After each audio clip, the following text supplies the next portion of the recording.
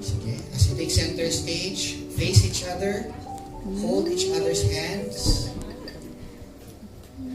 and we get ready for the pronouncement of this marriage. RJ and Leah, having pledged your faith in God and declaring your continued love for one another, by the exchanging of the vows, the giving and receiving of the rings, looking to heaven and asking divine sanction, and by the virtue of the authority vested in me by the Victory Christian Fellowship of Benguet Incorporated and the Republic of the Philippines, I now pronounce you husband and wife. Palakpakan natin sila.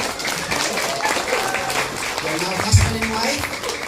Because you are now husband and wife, one in spirit and soul, standing pure and holy before God and one another.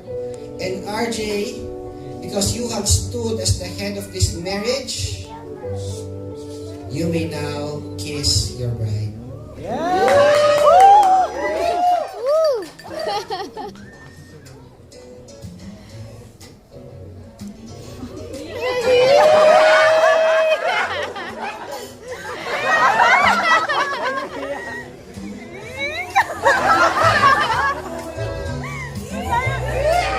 Parang hindi na-capture ng camera, RJ.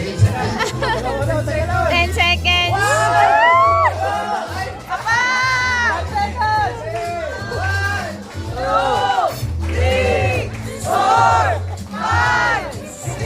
There we go. Ladies and gentlemen, let us give a round of applause to Mr. and Mrs. Major and Leah Timoya. What God has joined together, let it forever remain sacred.